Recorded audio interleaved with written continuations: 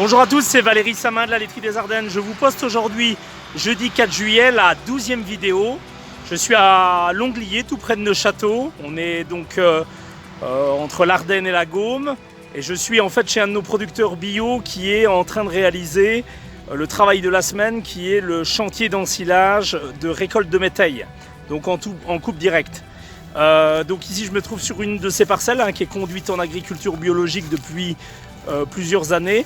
On est sur un métail d'hiver, c'est-à-dire un métail semé au mois de fin octobre, composé classiquement comme on le fait dans les Ardennes, ça vous le voyez derrière moi, d'avoine, de triticale, de pois fourragés et de vesse. Donc en dessous en fait on n'a pas du tout de jeunes prairies en implantation. Ici on est sur un métail qui restera ensuite sol nu pour réinstaller une prairie temporaire. On va passer en fait un peu à l'observation du stade optimum. On est depuis la semaine dernière et je vais dire sur les quelques semaines à venir au bon stade pour la récolte des métails, c'est-à-dire avoir bien sûr des pois remplis dans les gousses pour la valeur protéique, mais c'est surtout le stade du triticale qui va donner l'information. C'est l'avoine au stade laiteux, parce qu'elle est un peu plus tardive à l'épiaison, et le triticale au stade laiteux pâteux.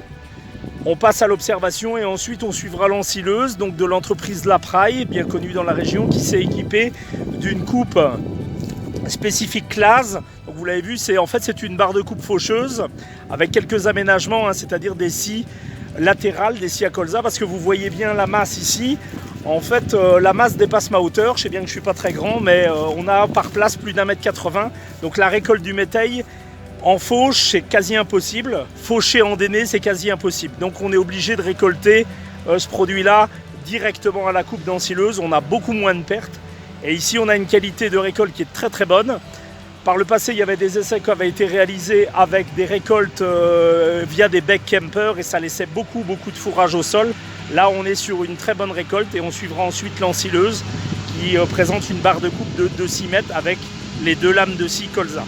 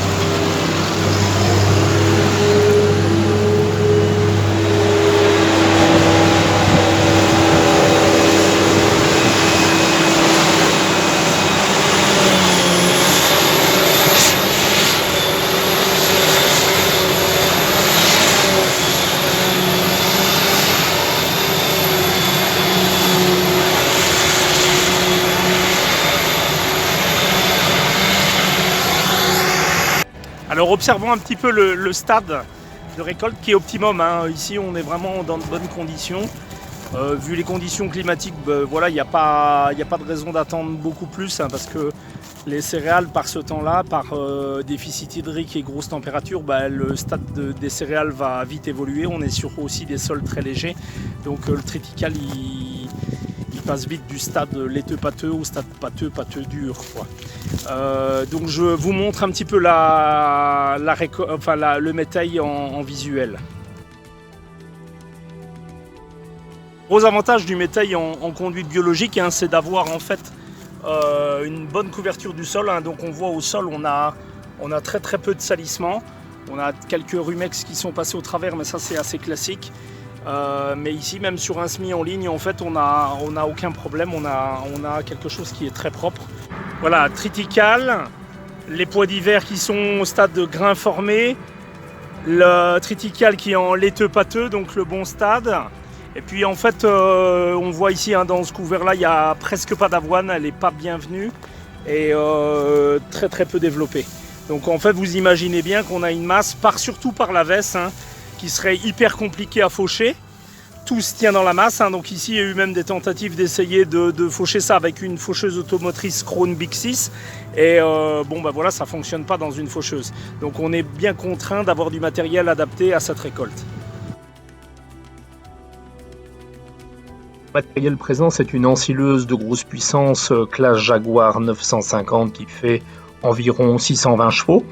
Donc elle est montée toujours en rotor herbe, c'est-à-dire on n'a pas besoin d'éclateur pour le métail, hein, comme au contrario du maïs en silage. Le constructeur de la même marque développe en fait une coupe adaptée aux récoltes, on va dire, du type métail ou à produits céréales immatures qu'on récolterait en direct. Donc c'est un lamier de faucheuse à disque, largeur 6 mètres, qui est tout de suite suivi en fait d'une vis de très gros diamètre. Donc cette vis, c'est une vis reprise d'une moissonneuse-batteuse, donc d'une vis sans fin, qui va pouvoir distribuer en fait la masse qui rentre de façon irrégulière, mais va pouvoir distribuer la masse de façon régulière vers le convoyeur de l'ensileuse. Cette vis peut être la vitesse de cette rotation de cette vis peut se faire selon 3 vitesses, selon s'il y a des vesses ou pas des vesses, selon le degré de difficulté à faire rentrer la matière dans l'ensileuse. Donc c'est bien adapté à ce type de récolte.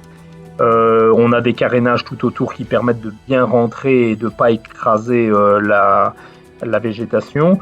Et puis donc on fauche comme une moissonneuse avec des palpeurs en dessous. Et donc on fauche à 5 cm le métail en suivant le terrain. Ensuite, pour pénétrer dans la végétation, on a 2 scies à colza qui permettent ainsi de pouvoir faire des entames et de rentrer et de couper entre autres les vesses sans éviter de devoir arracher ou de faire suivre toute la végétation avec l'ensileuse. Et on a une barre qui est devant là et qui permet en fait de pousser et de coucher de la végétation pour la faire pénétrer dans l'ensileuse. Le constructeur Claas prétend pouvoir faire couper des végétations allant jusqu'à 4 mètres de haut.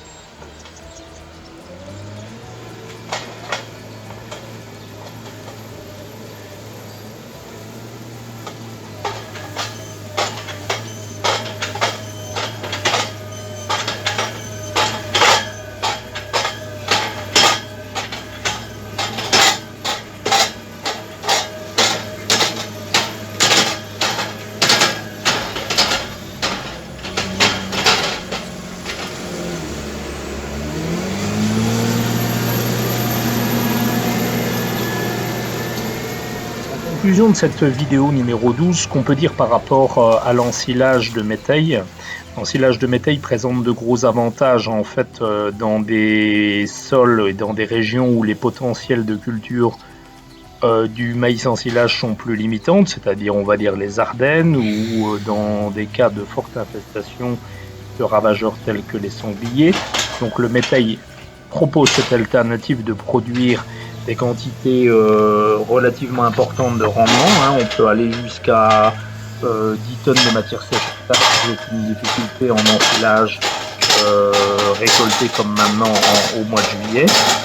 Vous pouvez considérer qu'on est à des potentiels qui avoisinent les 150% de votre rendement en grains. Donc si vous faites 7 tonnes, vous faites une fois et demie et vous aurez le rendement en tonnes de matière sèche du métail.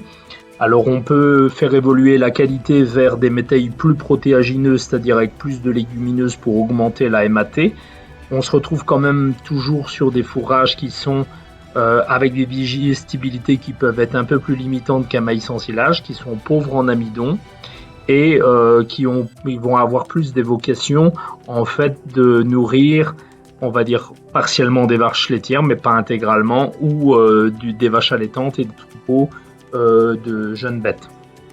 Par rapport à l'intérêt, un intérêt écologique premier, c'est-à-dire qu'on est sur des intrants qui sont relativement faibles et peu de pesticides. On n'a pas de désherbage, on a une fertilisation azotée qui est quand même assez limitante et on travaille parfois ou même très souvent avec des semences fermières auto-consommées. Le métail a un avantage quand il est implanté en automne, c'est d'avoir une couverture de sol pour la partie hivernale, donc ça c'est intéressant par rapport au lessivage de l'azote et au maintien de toute l'érosion du sol.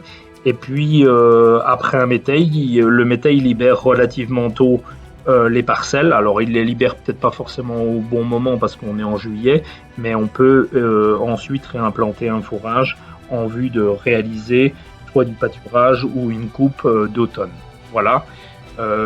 Ainsi se conclut notre vidéo numéro 12. Je vous donne rendez-vous la semaine prochaine et en attendant, je vous souhaite bon travail.